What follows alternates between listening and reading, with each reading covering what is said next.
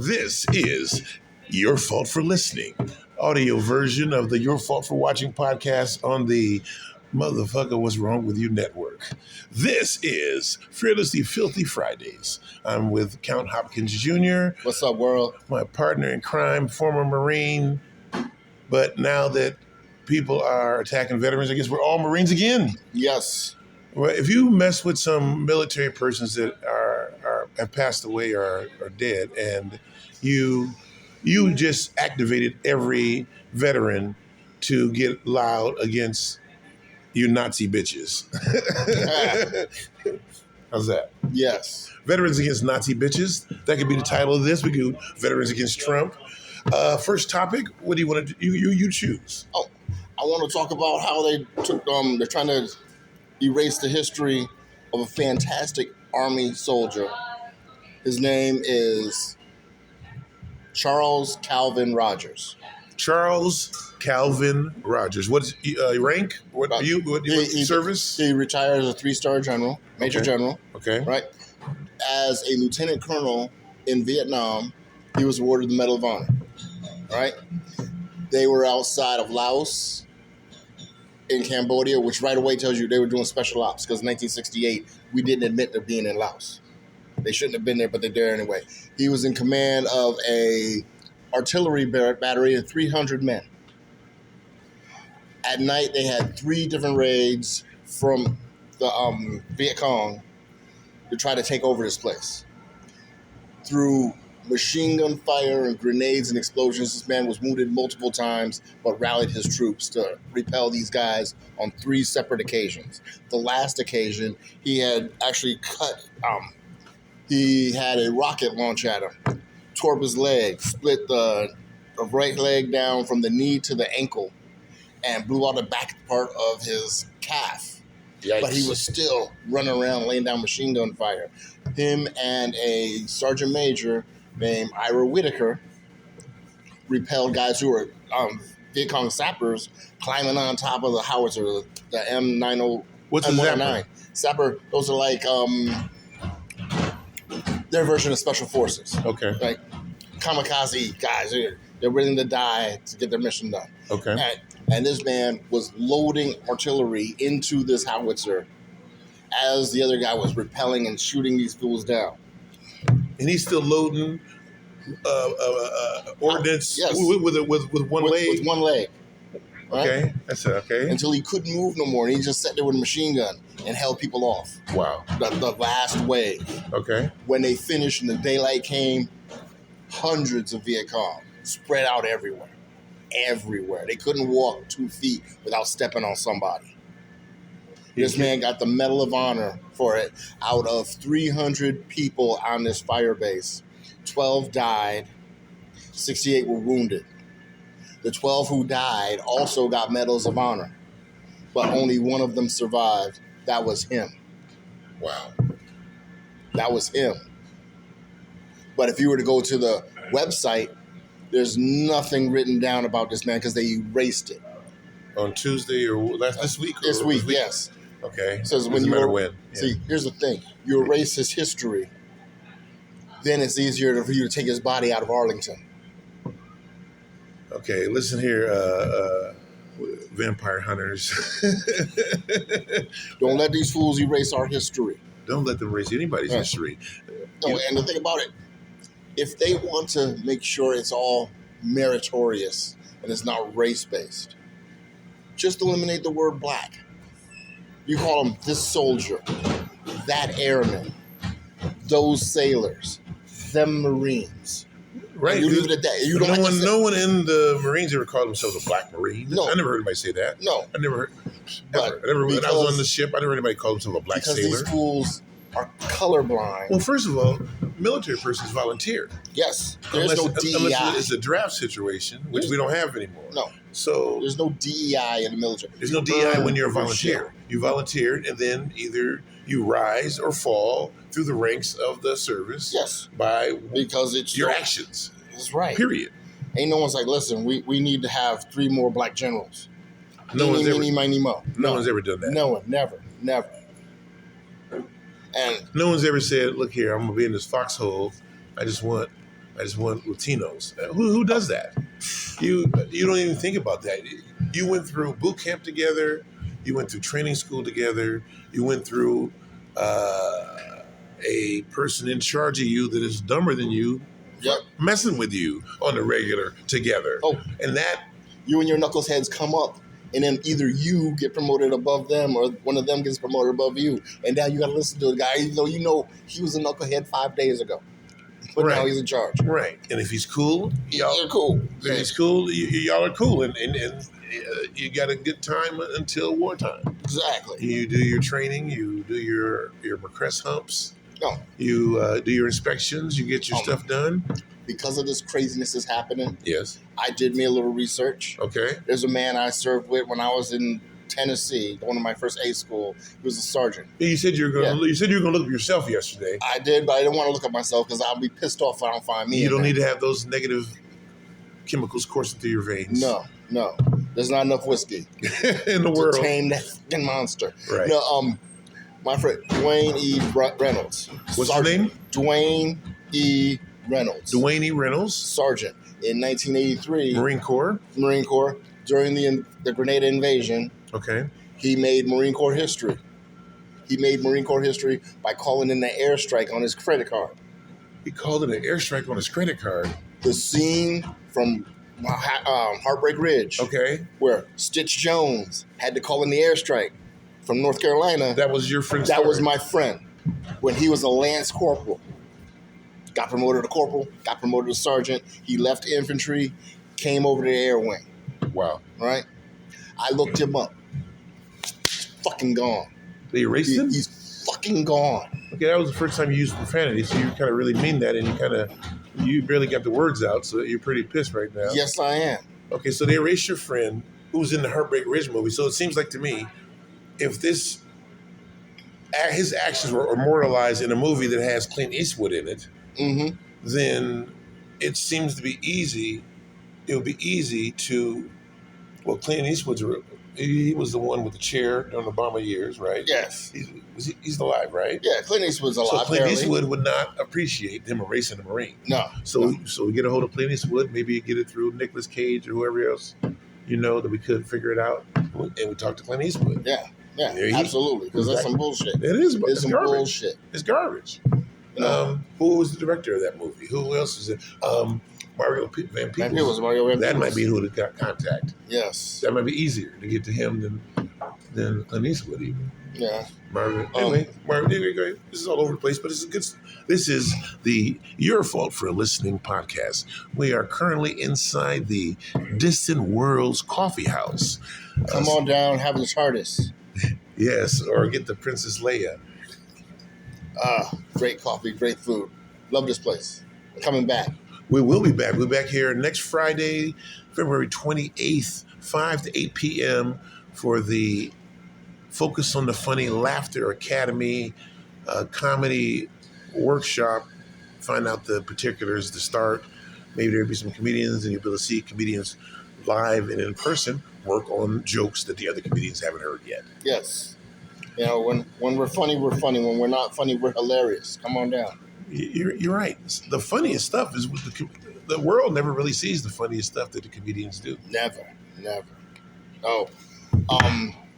Also want to talk about this whole new shave thing that they're doing. They have. Well, tell us what it is. Most black men, when they go to remove hair shaving, that's the first time they ever put a razor to their face. Right. And because of our genetics, our curly hairs grow into the skin. It gets blistering and pulsing and pimply. Big giant bumps. Yes, nasty, that you don't want to see. Nasty. Mm-hmm. You have to use chemicals to burn the hairs off. Okay. All right. They are making a new thing where if you can't maintain the standard of personal grooming, then they're going to start processing you out. If you need other things than just a razor to shave, yes, they want to.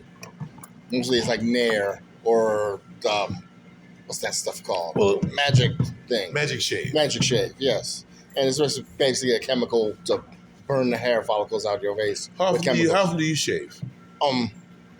I'm out now. I don't have to do that shit. But yeah, it was bad. You don't have any hair in your cheeks. Do you shave every day? Do you shave every couple of days? I shave every couple of days. Okay. Yeah. Okay. But I did. You can look really close.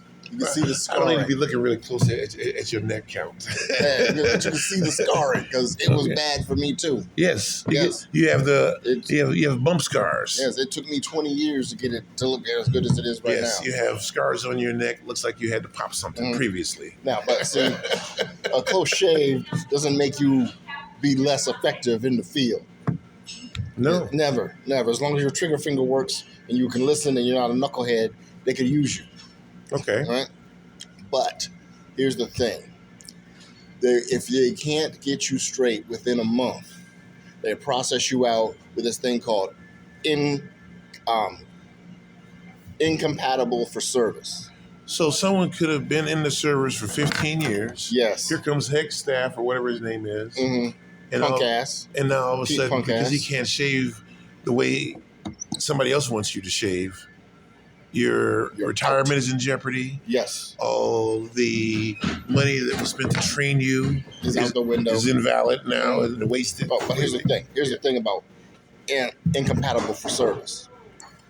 During the war, when people, actually the most recent one, during Freedom, when people had suffered multiple concussions from IED blasts that go off right next to them, and their brains were scrambled to the point that their mental faculties were gone, they could, listen, you can go through the proper channels and sign all this paperwork. In about 2 years, you can get out and get your VA benefits. But if you want to be out right now, you just sign this document saying incompatible for service, and we'll let you out today. Send you right back home. A lot of guys did that shit. But once you sign that paperwork for incompatible for service, you lose all your veteran benefits. You lose all your veteran benefits. You don't get any college money for a GI Bill. You can't get a house. You can't. So get even insurance. the money that you put towards getting they take away. It's gone. It's fucking gone. And now if you've been in the service for 10, 12, 13 years and you're incompatible for service, all your service record is gone, which means you got to try to explain how you were in the military, but there's no record of you for being in the military for 12, 13 years. A 12 to 13 year gap in your work history, you're a criminal. Right. You just ruined somebody's life and then, on a whim. And because you say, no, I was in the service, and they don't believe it because there's a 13-year gap in your work history, they say you're a felon, you escaped from prison or whatever, and now no one's going to freaking hire you. Well, wouldn't they just go, look at these bumps. Look on my neck. Look at these bumps on my neck. Can't you see that I was They did that. a Thousands fighter of soldiers and sailors and airmen. This last week. Recently. From the last war, right? Who had to sign incompatible for service. Lost all their benefits. So, and that's the same thing they're going to do. But then they also lost their benefits, but they probably also lost the ability to sue. Yep. And a bunch of other things. Because they say, well, you joined on false pretenses because you were crazy before you got here. Because you signed this incompatible with service. We don't know what your mental status was before you got here. Wow. Yeah. Wow. There's a lot of rotten lawyers trying to figure out how to take the benefits from from people who served. And that's an awfulness that needs to be rectified. This is the Your Fault for Listening podcast. Not safe for work unless you're fucking your boss, and don't fuck your boss. Unless you're Pete Headstick, then we fucking you. Okay. The Navajo Code Talkers. Yes. Without the Navajo Code Talkers, we would have lost the war. We would have lost the war. Absolutely. World War II. World War II. Okay. We would have lost that war. The picture without the Tuskegee Airmen. Oh, yes. We might have lost that war. But the Code Talkers were more important even than the Tuskegee Airmen, who my great uncle Hiram Mann was one of honorable persons who did things like fight past rejection letters in order to serve their country that they live. Yeah. The Navajo Code Talkers, we're talking about native indigenous persons who speaking their native language that's not written down, right? Word of mouth. Okay. Whose language itself was so unusual that they could speak it loud on the comms and no one knew what they were talking about. Their code was so vital that Marine soldiers who were their escorts had orders to kill that man to keep him from being captured by the enemy. Wow. Because if you're tortured, you're talking. If you're tortured, you're going to talk. As a Marine, I told my friends, if you see them dragging me away, shoot me. Because they have to torture me to shut me the fuck up. I'm telling everybody. Right. So the Navajo code talkers, so the Germans were breaking their codes. Yes. And figuring out what the Germans weren't. The code breakers code has never been broken. No. Breaking other codes other than Navajo codes. Yes. They were breaking other codes. And figuring out what the mission was and kicking people's ass, kicking our ass. Yes. The only code they haven't broken was the Navajo code. And they still have not broken that code. The Navajos, the code talkers, the wind talkers were declassified in 1994. Their language, their code language is still classified to this day. Wow, just in case. Just in case. Just in case. And the image that has solidified the Marine Corps in the hearts and minds of every citizen on the planet of raising the flag on Mount Suribachi. One of those men was a Navajo code talker. On the shores of Iwo Jima. Yes. Right? Yep. They raised the flag, and one of them was a code talker. He was a code talker, yeah. And they tried to race him too. And the thing about it, 3 men died an hour after that flag went up. Out of all of them, only one survived. The Navajo code talker. Ira Hayes, the Navajo code talker. He was the only one to survive World War II from that flag raising ceremony. A ceremony that's and then they can race him while he's alive and hurt right. that man's feelings. Man, you have activated veterans. There are a lot of veterans out there, and a lot of veterans that are not broke, that they got nothing but free time, and they want to be a hero again. They want to feel useful again. They want to put that suit on and do that shit one more time. And messing with veterans who are passed away, who served with honor, won awards, protected other people. You know, talking about Jackie Robinson after the Navajo code talkers will seem kind of whack, won't it? No. Why? Because, and I saw this coming when they passed these laws for the schools. Have you seen the movie? Yes. With Andre Braugher? Yep. I have not. Oh. I must. Yes. I'm going to find it. Stop wasting your goddamn time. Yes. This is on Your Fault for Listening podcast, things you should have watched already. Yes. With Count Trav. With Jackie Robinson, they were teaching in school because they changed this whole thing about critical race theory, which is some bullshit. That's a thing in college. If your kids know critical race theory in elementary school. But critical race theory is something that is taught to only lawyers. That's right. But see, morons are running things. Oh, I heard something about law school. They said they made law school and getting your law degree so expensive so that it prohibits you from being a lawyer to the people. That's right. Pro bono. Yes. But here's the thing. They would teach you that Jackie Robinson was the first black baseball player to play Major League Baseball.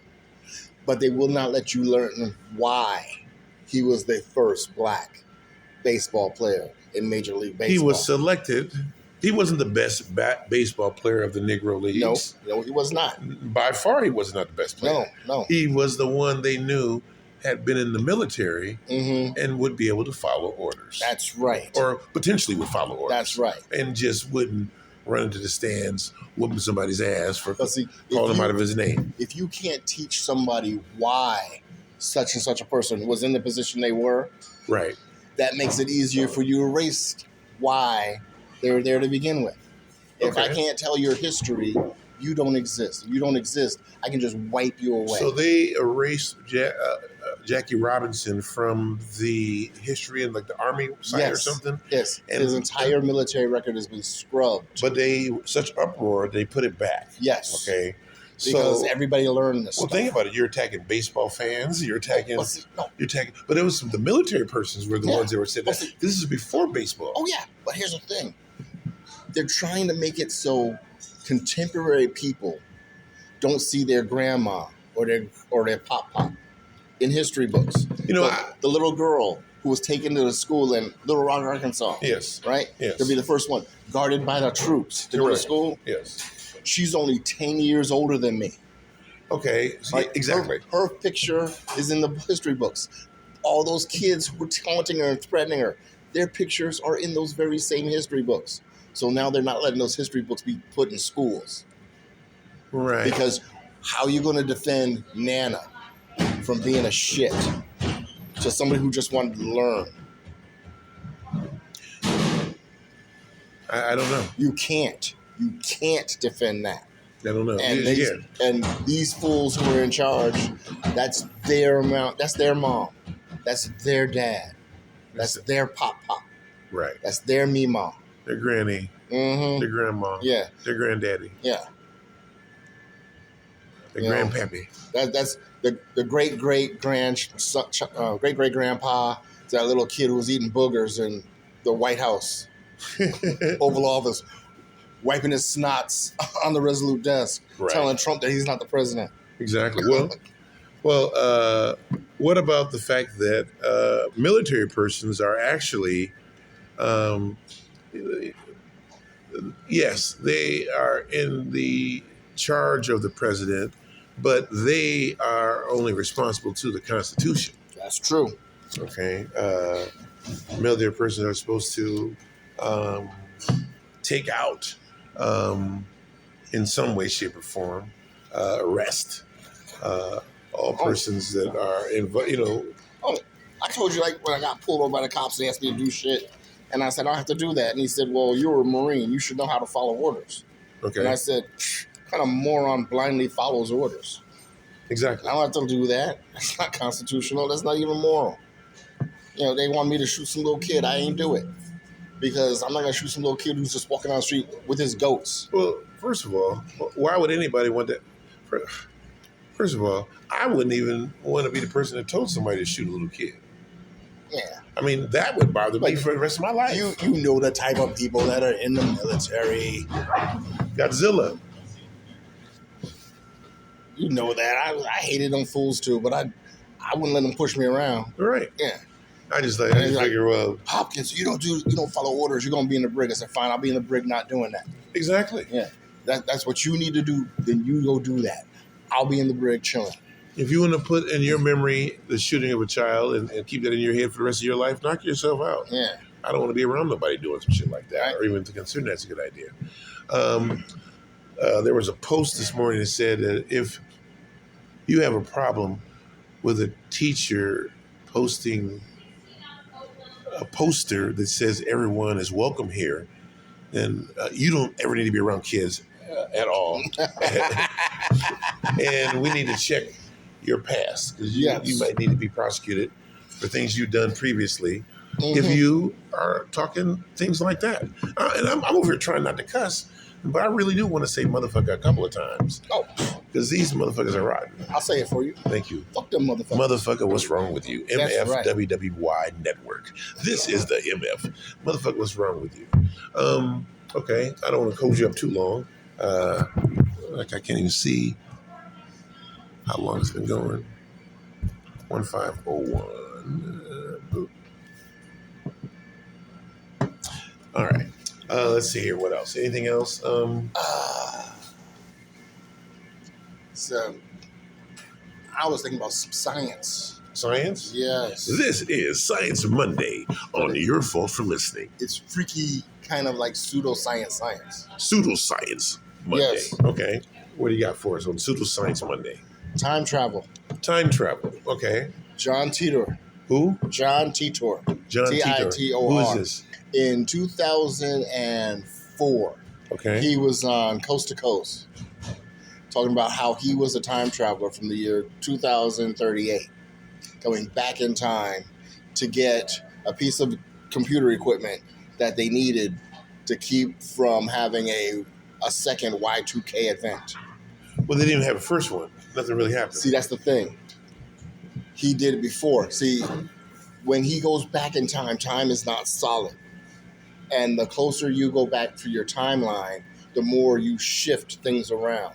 Your going back changes the procession of time, because it's not like one straight line for time. Right. Time is more like a fog. Okay, but if there's time, there's also space. Yes. So if you go back in time and the Earth is moving through space at whatever 1,000 miles per hour, he had a machine that had and you could find the time and space. Well, the machine had two micro singularities. tiny black holes. One is what you would rotate to go through time. The second linked you to the planet. Okay. So it was time, not space. So he had put this machine in a vehicle. He would drive it to where he needed it to be, and then he'd activate the time, right? And then time would pull him because this thing had black holes, and as it spins up, it gets heavier and heavier. So when you're in this car stationary, it feels like you're being pulled backwards. Okay. And then you're being launched forward in time. Not too far back, the unit of time counting is seconds. So if they count a number of seconds for a number of years, then you can pinpoint your accuracy to that second. Okay. But the thing about it is, the further back you travel in time, the more closely to your original world line you are. The further you go towards the future, the less close to your world line you are, and the more you are capable of intersecting with multiple separate timelines. Okay. Right? Because every time you try to go back to change something, you change everything. So can you go back further than the specific time of your birth? Yes. Okay. Because you're not really going back through your timeline. As you travel through time, you're jumping to alternate universes. And then, so therefore, so then how would you, so that's a third variable that you would have to be able to, how would you get back to your own universe? You don't. You never get back. You'll never get back to your own universe. Okay. But you can get to a universe that's so close to yours that you could never possibly tell the difference unless... But there would be two of you there, because the other you didn't necessarily... No, why? No, because time all runs basically parallel to each other. So if you were a time traveler in this universe, in another universe, you're also a time traveler. That's... Man, I'm just telling you what the guy said. Okay. It's like I made this shit I'm up. arguing him through you right now. It's like if you are a person who's going to cheat on your girl, okay, and you travel through time, everybody in alternate universes is cheating on that girl. So, because that's just who you are, and that's who all they are. If I was reading that book, I would probably stop reading the book because I would be like, I don't believe that me would make the same choices every particular timeline. Yeah. Well, see, that's why every timeline that you make a choice in, that different timeline, that different choices played out. Every time you think of going right, Godzilla, an alternate you is going to go left. Right. Every time you think about going up, the alternate you is going to go down. What I'm saying is, okay, so I woke up this morning. I could have said, hey, grab me a cup of coffee, right when you were standing right there, but I didn't. Yes. Right. Or I could have said, hey, why don't you make a drink that says Vader or something? But I didn't do any of that. In an alternate timeline, in an alternate distant world's cafe house, you did have that cup of coffee that I bought you, and it said Vader Claus. There you go. The Vader Claus peppermint mocha for the holidays. There we go. Yes, jingle balls. See, pout if you will, cry if you must. There's only one Santa you can trust. Vader Claus is coming to town, and you get a Death Star, and you get a Death Star. Everyone gets a Death Star. You don't know the power of toys. Bring the baby Yoda to me. No disintegrations. Crispy. This is CNN. You disobeyed me, Simba.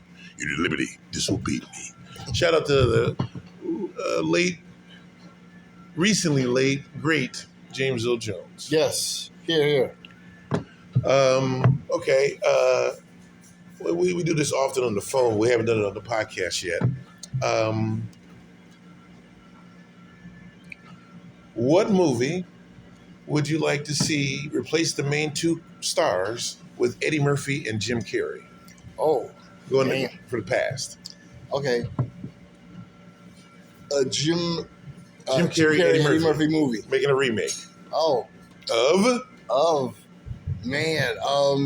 That's where I asked the question again. No. I think I want to make a good one. I want to choose some The question of the day is, if you could make a remake starring Jim Carrey and comedy Eddie drama, Murphy. Your choice. My choice. But you got to be a blockbuster. This is to save your film career. Oh, blockbuster. Damn. Okay. And it has to be a blockbuster, global blockbuster. Oh. What do you make? Jaws. Jaws. You make Jaws. Yes. You got Eddie Murphy and Jim Carrey, and you need a shark? No. It could be a drama. It could be a horror movie. Right? Okay. Right? Okay. Eddie Murphy is the sheriff. Eddie Murphy is Rob Schneider. Okay. Jim Carrey and Eddie Murphy are not going to sit still with the music going, dun, dun. Jim Carrey is Richard Dreyfuss. Ooh. And Eddie Murphy is? The sheriff, Brody. Rob Schneider. Okay. That could be good. So that means they're on the boat together. Yes, because he don't want to get in the water because he's black. I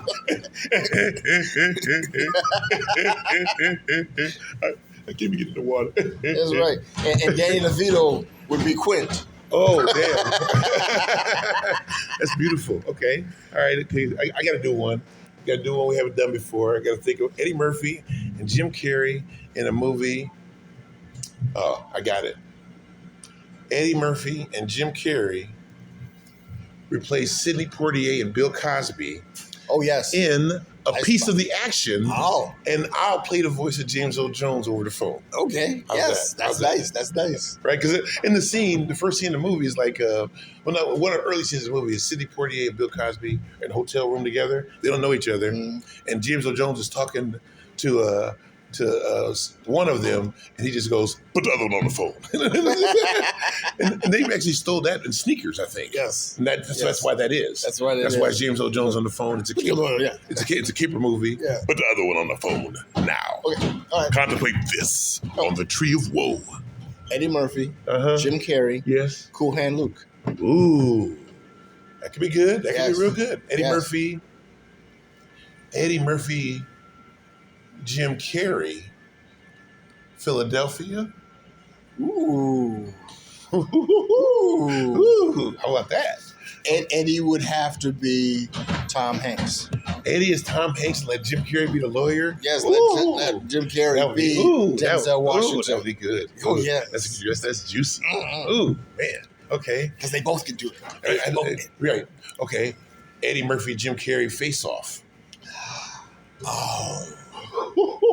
Would it be like a whole body off? Yeah, we neck off. All right, okay. Jim Carrey, Eddie Murphy, The Highlander. That would be good. How about this? Jim Carrey. How about twins? Twins. There you go. Yes. There you go. Right. That's perfect. Thank you, mystery voice. He's played this game before. That was good. Eddie Murphy and Jim Carrey. Lethal Weapon. Ooh. Right? Yeah. Eddie Murphy's daughter. Eddie Murphy is well, obviously Jim Carrey has to be Mel Gibson, the crazy one. And Eddie Murphy's old and retiring. Oh, no. You flip it? Eddie Murphy. Jim Carrey. Yes. Ghost. Ooh. And wait a second. And Jim Carrey, Whoopi Goldberg? Yes.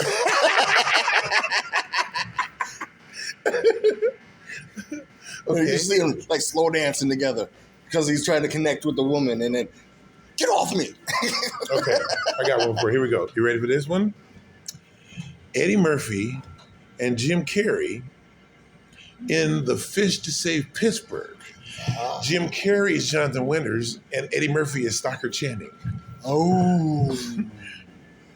That's nice. Okay. And we'll have the new kid in San Antonio, big, tall, long basketball player, is like 7'6". Yes. He'll be the Fish to Save Pittsburgh. Okay. All right. Which was originally Julius Erving's role. Jim Carrey. Denzel, Eddie Murphy. Crimson Tide. Ooh. There you go. Jim Carrey, Eddie Murphy, Crimson Tide. That's a good one. Eddie Murphy, Jim Carrey, Under Siege 2. Okay. How about I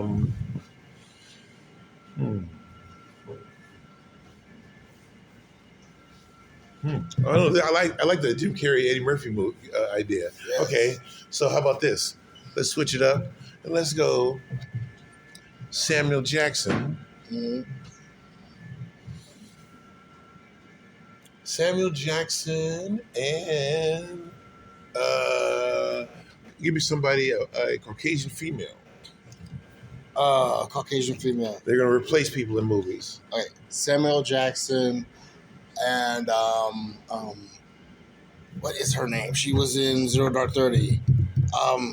Yeah. Shit. Oh, Kate somebody maybe? No. The other one. Yeah, they all look alike to me. The redhead girl. The redhead girl. Oh, Yes. yeah, her. Yes, her. That's one. All right, Samuel Jackson. You gotta get funny to Okay, be fine. there. You gotta pick somebody better than that. Okay, then I can't think of her name, but she's a good character actor. Yep. Okay. Bang. Boom, boom, boom, boom. All right. Samuel L. Jackson, Jennifer Tilly. Okay. Samuel Jackson, Jennifer Tilly, and Jim Carrey in Mother Jugs and Speed. Which originally was Bill Cosby, Harvey Keitel, and Raquel Welch. Yes, but I didn't like Harvey Keitel's character. I know. Larry Hagman But Jim made that movie. That's true. You're right, Larry Hagman. Yes. Okay, Jim Carrey is Larry Hagman. Yes. Okay. Samuel Jackson. No, Garth Brooks is Larry Hagman. No. Or who's the country person you can throw in there? Carl Urban. There you go. Yes. Keith Urban? Keith Urban, yes. Yeah. Carl Urban was Carl Urban makes donuts. Judge Dredd. Carl Urban. Oh, Judge Dredd. I haven't seen Judge Dredd. Is it good? Sylvester Stallone's was a good popcorn movie, but it wasn't a good story for Judge Dredd to do because he took it too comedic. Okay. Carl Urban's Dredd So, is fantastic. what made Sylvester Stallone want to be funny? Nothing. I mean, what made him think that he was going? I mean, you got when to he be, did Oscar but you got to be able to enunciate. or Stop or My Mom Would Shoot. A key to comedy is enunciation. Yes. Except for Robin Harris and a few other folks. I must say, he wanted to stretch. He was trying to keep up with Arnold Schwarzenegger. Exactly. Oh, he had done Kindergarten Cop. And Arnold Schwarzenegger's funny. Yes, he is. He has a laugh. He can laugh at himself. Oh yeah. But here's the thing: Arnold Schwarzenegger is a great actor, and he's not afraid to take chances. You know how good of an actor he is? He and his wife and the maid all pretend like that kid didn't look just like him.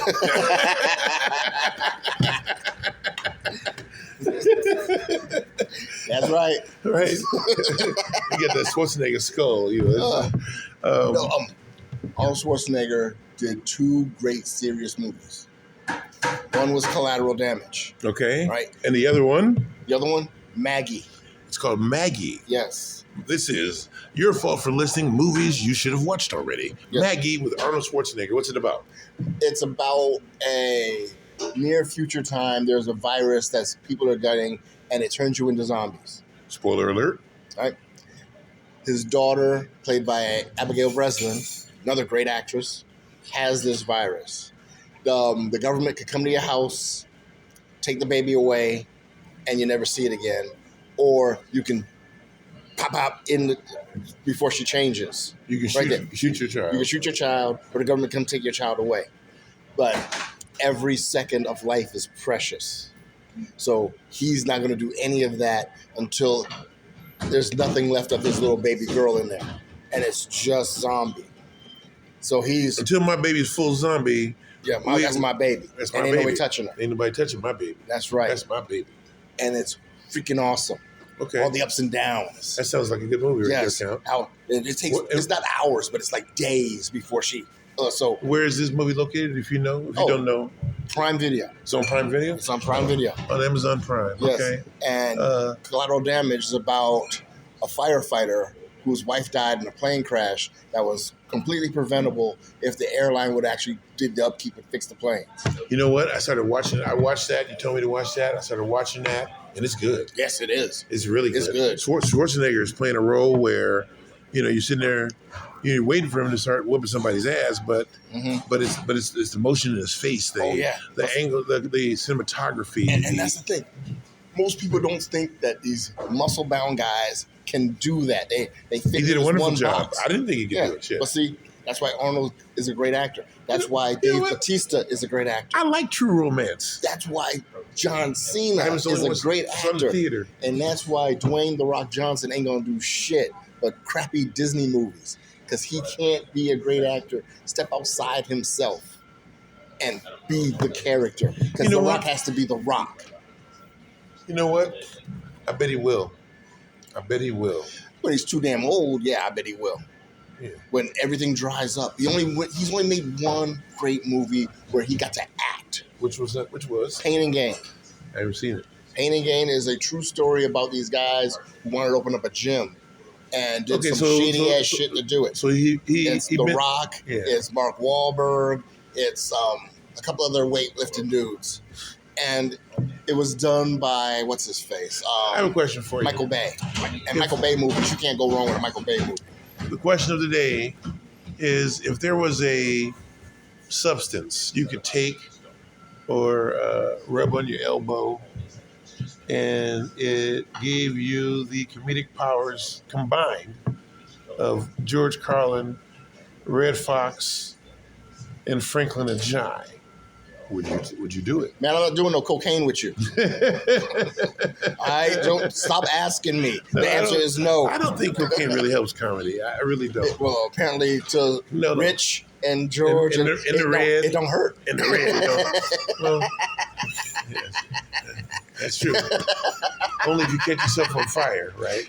Yeah. Or set yourself on fire. Well, that was the race between George and Rich. I don't know if I can find this clip, but we asked on the second episode of the podcast Funny to the Bone, we asked Rain Pryor, what religion was your father? And she said, well, whoever he's dating, that's what he would be. Yeah. If you think somebody's Jewish, he'd be Jewish for a while. If you think somebody Muslim, he'd be Muslim for a while. If you think somebody Christian, he'd be there, catching the Holy Ghost too. No, that would be a good buddy movie. Kelly Carlin, Rain Pryor. Rick Overton set up Kelly Carlin and Rain Pryor on a podcast together. And Kelly Carlin came on the podcast doing an impression of Richard Pryor. Wow. And she's a teacher. Oh, yeah. But she still got the skills. Mm-hmm. The skills. So the skills from, and Rain Pryor, when she was on the podcast with us, her answers were, she told the story that Richard wanted her to do stand-up. Richard would not have wanted her to do stand-up if she couldn't have done that. That's right. And she didn't understand, and she, when she was 18, he wanted her to do stand-up. Mm-hmm. Indeed. Oh, yeah. And the problem is, probably, she should have done it earlier than that. Yes. Like Bill Hicks, Chappelle. 14, 15. Exactly. Yeah. Exactly. Where you can be fresh, where you think new, and not get jaded because your family will protect you from the evil shit that's out there. Right, and you can say whatever you want to say and have that particular unshakable self-confidence. Mm-hmm. Comedian Paul Mooney said that the attitude for a comedian is rich, white, and 21. Nobody can tell you shit. But I'm thinking it might be rich, white, 24. Well, I heard Paul Mooney say once, "Is that your son, Rich?"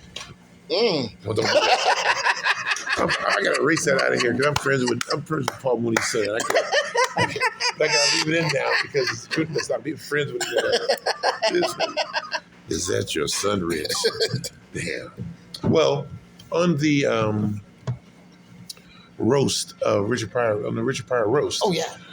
Richard Pryor says, give it up for Paul Mooney, or as we like to call him around here, Miss Thang, and to give it up to Robin Williams, another talented queen. And then he says to Paul Mooney, what's the name of that director? We went and fucked and I got 2 movie roles.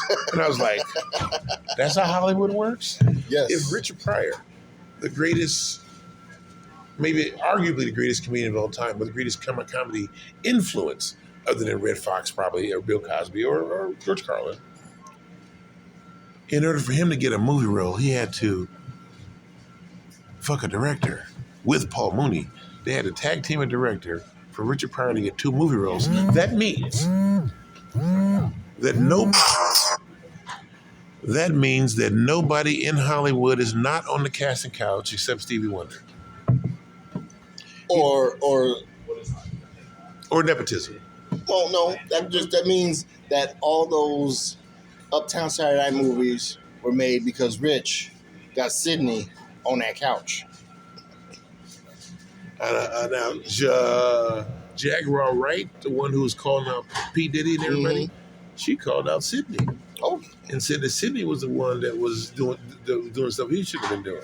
okay. And I can see that. they were setting up folks. And I was like, Mm-hmm. and that's rough because then you see, okay, well, how do you get in unless you're doing something to get in? Nobody lets you in. Like, for instance, sometimes I saw a post yesterday that said, sometimes the reason why you didn't get invited is because you don't do the drugs they do. You don't do cocaine or whatever else they're going to do. Oh, You're not invited to that party, no. right? I went to one Hollywood Hills party when I was in California doing jokes. One, and that was enough for me. I went to one, and somebody offered me some cocaine. I don't do that. He said, "What do you mean? Everybody does that. Look around, everybody's doing it. Why don't you do it?" I said, "Lenny Bias." He said, "Who's Lenny Bias?" That's right. You don't even know who's Lenny Bias. You would know who he was had he not done cocaine. I gotta go. Len Bias, for those of you who don't know, was the number one pick in the draft. He was drafted by the Boston Celtics. Yes. And he was going to be the thing that made it so Michael Jordan didn't win 6 championships, but Larry Bird had 7. Because he was playing with Larry Bird in the Celtics, and there you have it. Yeah. But Larry Bird would have had 2 extra rings on his toes. He was an NBA draft player, happened to be hanging out with a coke dealer, I guess. Yep. And they gave him some pure shit. One bump, blew up his heart, dead. And he had a supreme athlete, like 6'8", could jump high like Michael Jordan and LeBron, and could shoot and could dribble. Yes. And Michael Jordan couldn't guard him. And he's the man that Michael Jordan feared. And one hit of cocaine and he's dead.